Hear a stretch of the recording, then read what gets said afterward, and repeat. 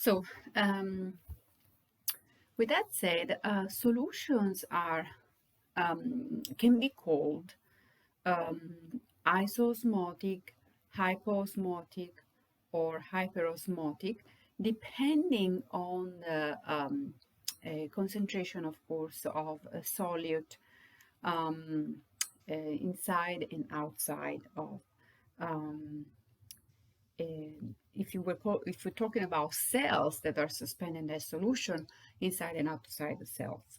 So instead of tonicity, we can talk about osmolarity, and we can use the terms isosmotic, which in that case the solutions have the same osmolarity, solution inside and outside a cell, if we're talking about cell suspension, or we can talk about hyperosmolarity, okay, highlight it here, or we can talk about hypoosmolarity, okay. It's kind of like a synonym of tonicity, although there is a slight difference. And at the end of this lab, there is an example of how you could have a different osmolarity, um, how osmolarity and tonicity can in fact it can in fact mean something different, especially when you're dealing with ionic compounds. Okay, and there is a specific example there, but generally speaking, you're talking about the same thing.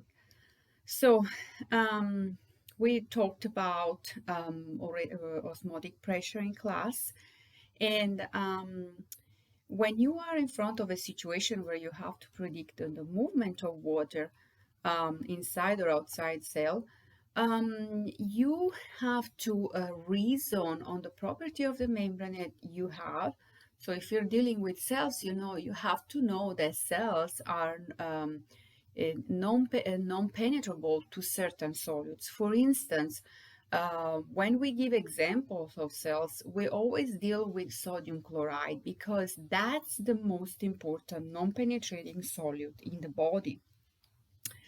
So it's a realistic thing, okay? But there are also many other solutes that we deal with when we talk about cells, okay? And there are other examples as I scroll down. I'm going to talk specifically about that. Um, so, um, so we talked about tonicity in class, and of course, and you should know at this point what an isotonic solution is.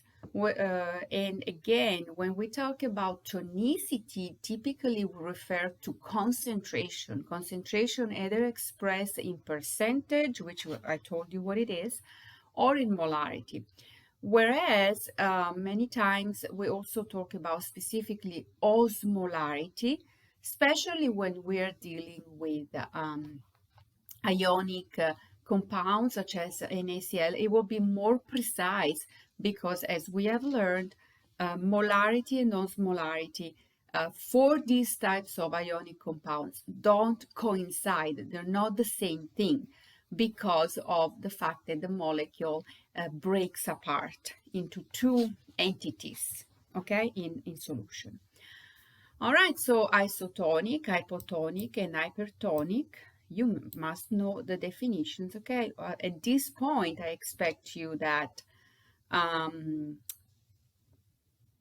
you know these definitions. Otherwise, how can you go through the lab, okay?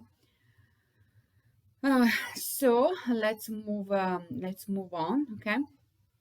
Now, this is a prediction that we're going to do using tonicity to predict effect on cells.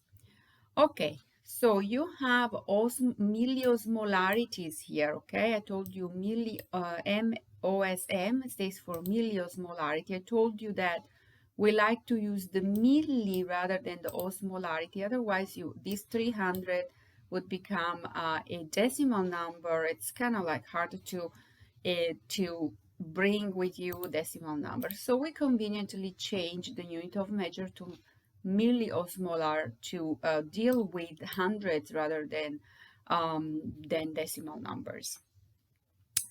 Okay, so in this case, you have a cell that is immersed in a solution that where the external cellular fluid has the same milliosmolarity as the internal environment. The ICF stands for intracellular fluid. And you know that you're dealing with an isotonic or isoosmotic solution. It will be probably a little bit more precise to define this as isoosmotic rather than isotonic. But in reality, the two terms are kind of utilized the same way as synonyms. So will osmosis occur? No, there is no net movement of water in this case, although there is always movement. Remember, I told you in class, there is never a static situation when we talk about molecules, because molecules move constantly, but as these arrows here show you, the movement of water in and out the cell is the same, so there is no net movement. And the cell volume will stay the same as stated here. Now, what if the ECF, extracellular fluid, is 250 milliosmolar and the internal cellular fluid or intercellular fluid is 300 milliosmolar? This is an hypotonic or hypoosmotic solution because remember that in this case we are looking at the solution outside the cell, okay, and therefore has less, okay. The osmolarity is less, as less ions. Will osmosis occur? Yes. In which direction? Inside the cell, because the concentration of water is less inside the cell. Or you can, if you want, you can look at the situation from a solute point of view. There is more solute inside the cell, and therefore the movement of water will be towards that compartment. Again, these are the principles of osmosis that I hope everybody is acquainted with at this point. And so the volume of the cell in this case will increase, and it will increase to a point where hemolysis occurs. Hemolysis refers specifically to red blood cells, because in this example it's talking specifically about red blood cells. Hemo stays always is a prefix that is used also for is always for blood. Hemoglobin refers to hemo, the protein that is carried inside the red blood cells. So in general, if this was a generic cell, we would just talk about lysis, okay? But in this case, it's hemolysis because it refers specifically to red blood cells. So hemolysis will occur, and what happens is that when hemolysis occurs, your test tube that contains those intact cells initially will become, all of a sudden will become transparent, because basically your cells aren't there anymore. In reality, the cells, we say that cells rupture, and what happens is not exactly that they rupture, but they become so leaky because the volume increases, the plasma membrane gets full of holes, and all the content, the hemoglobin gets out of the cells, and therefore you're left with just some plasma membrane there. So we call that phenomenon hemolysis, and your solution will, your suspension, your cell suspension will become transparent. So that's your indication. If you were in a lab, you would know if your if hemolysis has happened just by looking at solution. It's not turbid anymore, okay? It's transparent now. All right, so in the third case, we are in a situation where the extracellular fluid has higher osmolarity than intracellular fluid. And so will osmosis occur? Yes. In which direction? Of course, outside the cell. And in this case, we talk about cell shivering or crenation I didn't talk about this other term, I believe, in lecture, but that's another term that we use. Okay. And in this case, the tube will still stay cloudy, so it's kind of hard to know, to appreciate this phenomenon just by looking at the test tube. You would have to look at the cells at the microscope to appreciate crenation. Okay. All right. So now you can use red blood cells. So in this other exercise, you can use red blood cells to determine relative tonicity of a solution. Again, these were predictions that we were making here, but here is like being in a lab and know by just looking at a certain, say if you're giving a certain solution that is an X solution, you don't know what it is, okay? It is a mystery solution. You place your red blood cells in that solution. By looking at the test tube, you could at least predict if a lysis has happened, if hemolysis has happened, because if the tube turns clear, then you know that the cells have lysed. If it says cloudy, it could be that your solution that you were giving was either isotonic or hypertonic, and you know, in order to appreciate if crenation has happened, you would have to look at the cells at the microscope, because the solution stays, sorry, the suspension stays cloudy. Okay. And so here, if you put red blood cells into isotonic solution, they will neither crenate nor hemolyze. If you put them into a hypotonic solution, they will hemolyze. If you put them into a hypertonic solution, they will crenate, okay, or shrivel. And I just told you, okay, so this is a cloudy, so isotonic or hypertonic solution, then well, the cells will stay intact. And if you put the red blood cells into a hypotonic solution, then you will have hemolysis.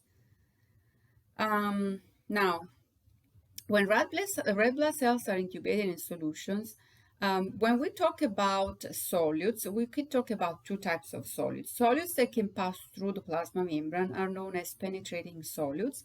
The ones that cannot are known as non-penetrating solutes, as we said.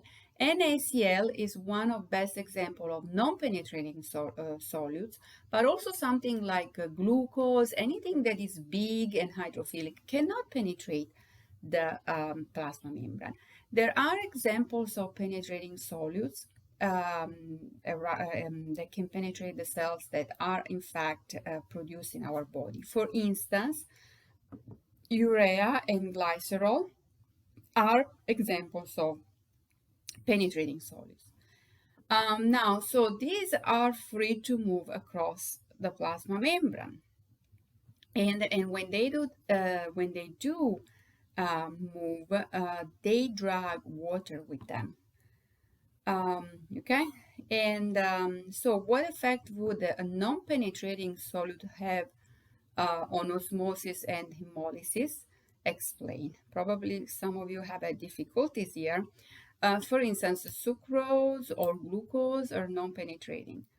And if non-penetrating solutes are in the extracellular fluid, they would increase osmosis, but in the opposite direction as shown above.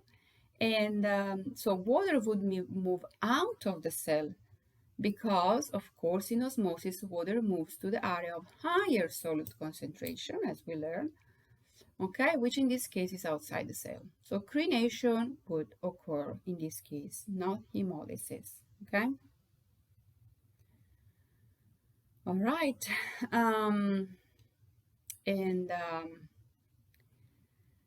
let's move on. So red blood cells can be used to measure the rate of osmosis, to detect differences in osmolarity of solutions, and to look for permeability changes in the red blood cell membrane. So indirectly, you can understand if, again, if a solution is um, in which you're placing your red blood cells is isotonic, hypotonic, or hypertonic. Okay. And there is a relationship between the length of time required for hemolysis and the rate of osmosis into the cell. Of course, the higher the rate of osmosis, the faster the hemolysis will occur, as you can imagine. Um, all right, so here are just explanations. Amount of osmosis can be used to detect changes in red blood cell membrane permeability, okay? Again, what we pretty much already talked about. And so you could do an experiment where you measure indirectly the hemolysis by monitoring the change in turbidity, basically, of your cell suspension. Okay, and in this case, you will always have to have a control tube containing red blood cells in isotonic solution to kind of compare. Okay. Um, and here it says, why do we use red blood cells as models to study osmosis? They're very easy to obtain. Usually we don't use human, we use probably sheep cells if you don't kill any animals to obtain them. Okay, there's abundance of them. Um, and again, it's a very easy model to use because they're just like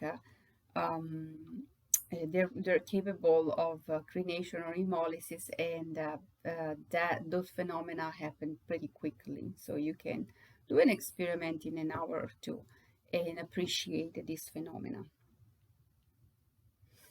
Um, we could use artificial membranes, but why not use actual cells to appreciate this physiological phenomena?